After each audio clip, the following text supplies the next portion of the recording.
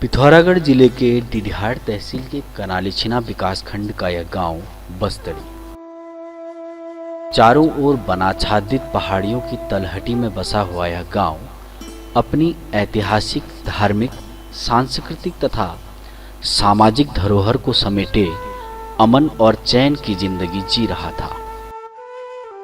गांव की आर्थिक स्थिति का आधार यहाँ की कृषि भूमि तथा सरकारी नौकरी थी।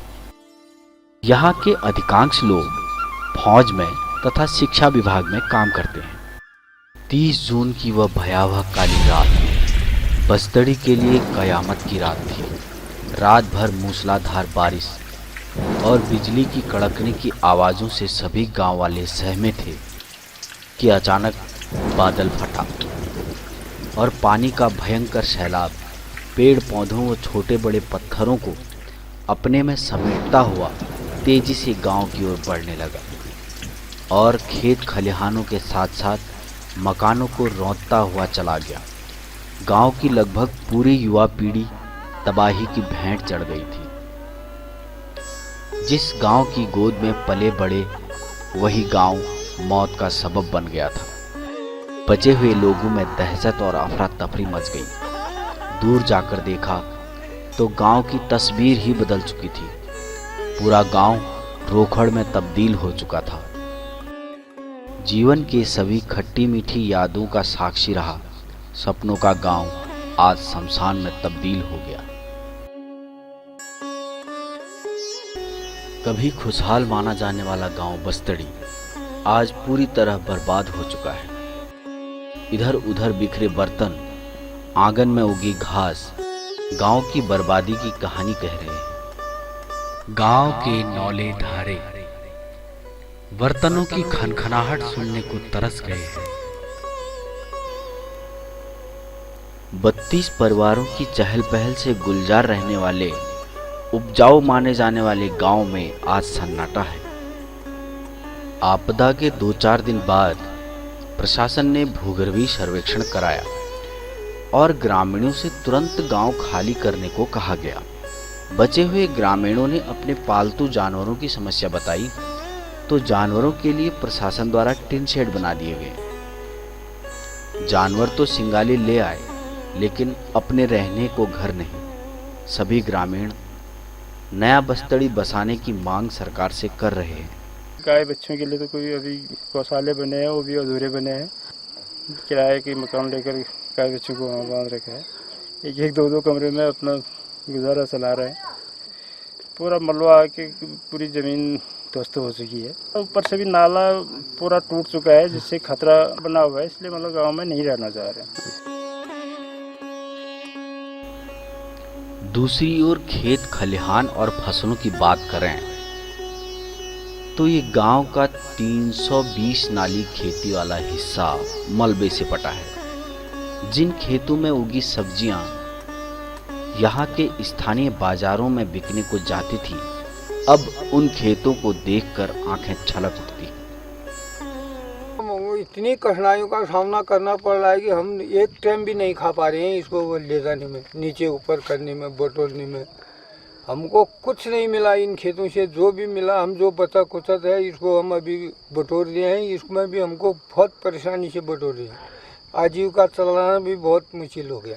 हम दूसरों के घरों में रहते हैं, यहाँ कहाँ रखें साहब। अनाज सूख ही नहीं पा रहा है, वह खाली जमा है। थोड़ा बहुत अनाज था, बाकी तो सब बह गया ही है। दूसरों के घरों में हम रह रहे हैं, वहाँ भी बहुत ही समस्या है, रखने को कोई जगह ही नहीं है। पिथौरागढ़ शिक्षा के लिए गए हुए बच्चे आपदा के बाद अपनों के पास नहीं जा पाए। इनका कहना है कि मेरा बचपन बीता है तो यहाँ से एक असीम लगाव मुझे है इस गांव से। वर्तमान में तो मैं पिथौरागढ़ में एमएससी कर रहा हूँ। ये गांव की मुझे याद आई तो मैं आ गया आज देखने के लिए।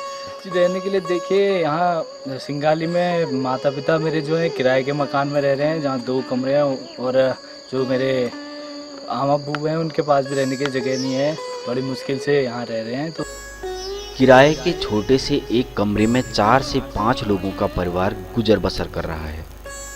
बस्तड़ी छोड़कर आए ऐसे परिवार जिनके लिए 4-5 कमरों का घर भी कम पड़ता था, प्रशासन इन्हें टेंट में रहने की बात करता है। अभी ये किन हालात में सिंगाली में रह रहे हैं, इस विषय में शासन प्रशासन ने कोई सुध नहीं ली। अभी तो यहाँ 4 लोग रह रहे हैं, बच्चे पिथौरागढ़ में हैं। बच्चों को घर आने को कहते हैं, पर वो कहते हैं कि अपना घर नहीं है, बिना अपना घर हुए हम कहाँ रहेंगे, किसके घर में रहेंगे, इसलिए बच्चे आना ही उन्होंने छोड़ दिया है। 1962 और 1965 के युद्ध में दुश्मनों के दांत खट्टे करने वाले 75 वर्षीय पूर्व सैनिक दामोदर भट्ट के सामने अब परिवार के परवरिश की चुनौती है। ये इस इलाके को छोड़कर अन्यत्र जाने की स्थिति में नहीं है।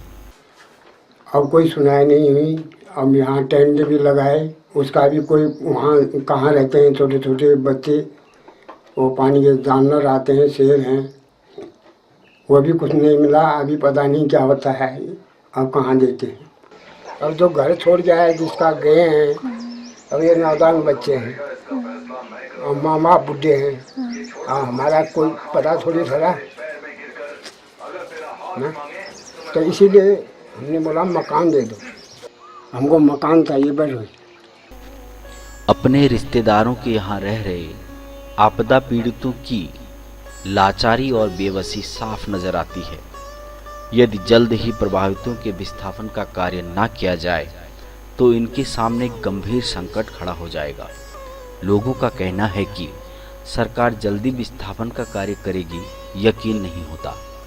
जनप्रतिनिधियों ने तो यह कहूँगा कि भाई आपदा के ही समय में अपनी शक्ल दिखाई, उसके बाद उन्होंने यह तक नहीं कहा कि भाई तुम्हारा हाल क्या है।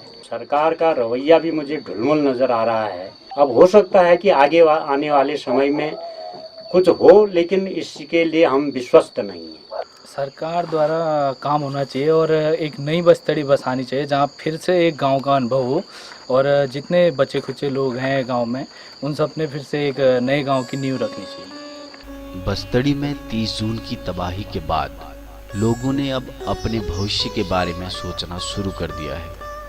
लोगों की मजबूत इच्छा शक्ति को देखकर तो यही लगता है कि एक नया बस्तड़ी जरूर अस्तित्व में आएगा।